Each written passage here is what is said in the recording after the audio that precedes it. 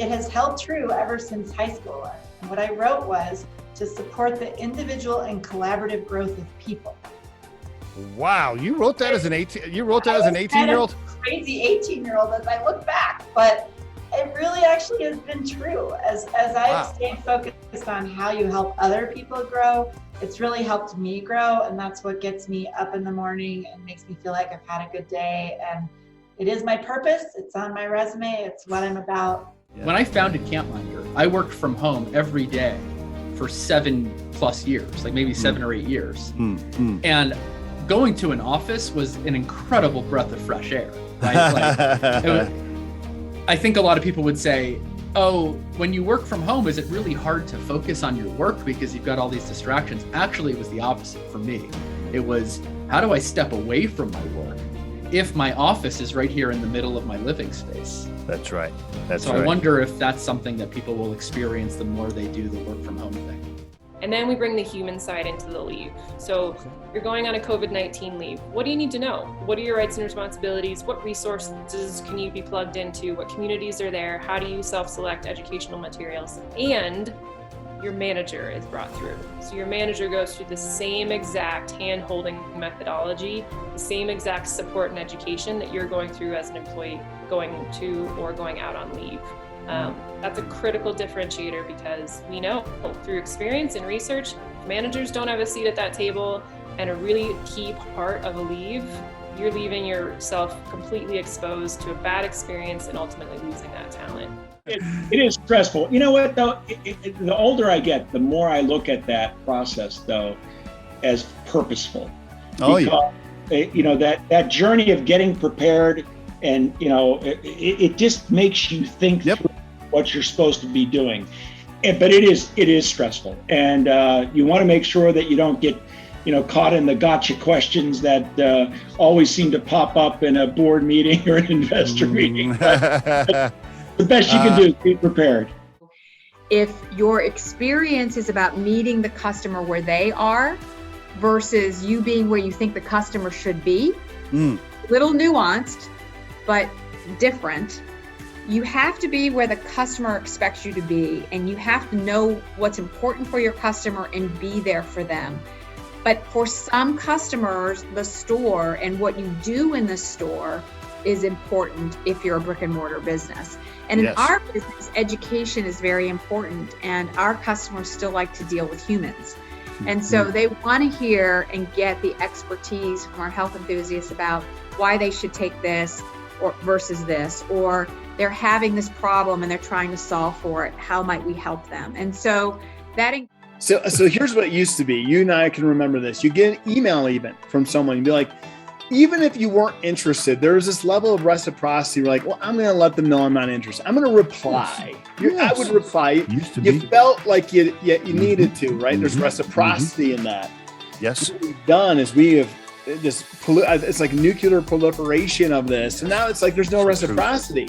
And if I don't believe you're a real human being, I don't have reciprocity. Okay. That's right. When human beings connect, like there's a connection just because we're human. You want to bring procurement in either because the board's asking for it or there's the situation from the compliance perspective, and then then it's really hard because bringing procurement later and then finding good procurement is also hard. But you get bad procurement too late. Like it's just not a win-win. Like the person who's coming in to build a function, it's really a big challenge. You need to find a superhero to do it because you've got to go back and change the way people do things and expectations. It's like dating for the first time. If your husband tells you all these things, or your wife, you listen it all and you remember it. But if 6 months later they say, well, something completely new, or a year later, 10 years later, you're like, what? But the new executive comes in, it's like, okay, well, where are you going to turn him around to? Where are you going to steer him to? What are you going to do that the other guy didn't do beyond cutting wages and cutting payroll and cutting some salaries and stuff like that?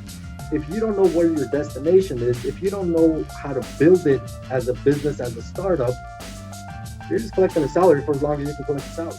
One of the most fun jobs I ever had. I was programming light shows for DJs, which was great. Was that like on Craigslist or something, like light programmer for DJs? Like, how'd you even find that? No, so it was actually really funny. I had never worked in a restaurant before. I needed to make extra money because I wasn't at BP, and a friend was working at this. It was like a restaurant in the bottom and a club in the top. Okay. And they were like, we need a hostess, and I was like, sure. I've never done that. Not very good at it. I actually got a bad Yelp review, and my mom was like, "Who is this hostess?" And I was like, "Oh shit." I had almost no contacts within, Silicon Valley and Bay Area, to the point that I guess this was about 18 months ago. I'm on Google, how to write cold emails, to VCs to get them to listen. I love that. And I sent out a couple of cold emails to investors outlining, my background, the vision for what we're building, and then just kind of short pitch on Tilt. And, I was fortunate to be able to get a couple of these guys to respond to those, cold emails. And that we're really a mission-driven brand that, we come to work to do one thing, make dogs healthy and happy and make life easier for the pet parent. And that's very much the culture that we've created in the company, is one of service and being there for our customers, and our customers are dogs and people, and so it's a very service oriented culture, and a very collaborative one, really working as a team and as a unit, as opposed to kind of individually working in silos, because we know that's not in the best interest of the consumer. We've actually been able to retain most of our people great. Through the past 2-3 years. And I would hand that to my wife. I mean, she really does a good job engaging people. And we as a company are really trying to listen to everybody and not have this big pyramid management structure. My office door is always open, and so is the management team. Second thing I would say is only do something that you truly can contribute to the world in a different way. I think a lot of folks go online, go on these Reddit forums, and they're like, I'm just going to start a drop shipping business because why not? Or I'm going to start, doing this other business I know nothing about because why not? The truth is that I tweeted the other day, I've been told no by more than 300 people in my many, many conversations about Suna. And it doesn't even faze me, in part because Suna is really the thing I'm supposed to be doing with my life. I know this is what I'm supposed to be doing with my life. Had I been told no 300 times about, a fashion line, which I have no business starting, I probably would have quit. I mean, I think that we as people probably care too much about what celebrities think about things. If they're stepping out and talking about something that they have a very particular domain expertise in, awesome, I'll give them a listen. But otherwise, who gives a crap? A lot of times they're doing it to raise their own personal brand, raise awareness, exactly, stir the pot, and get, there's no such thing as bad press, right? So stir the pot, you get some views, you get some clicks, people know who you are, there's value in that. But, are they doing it for, with good intent? Probably not always. And so probably not most of the time.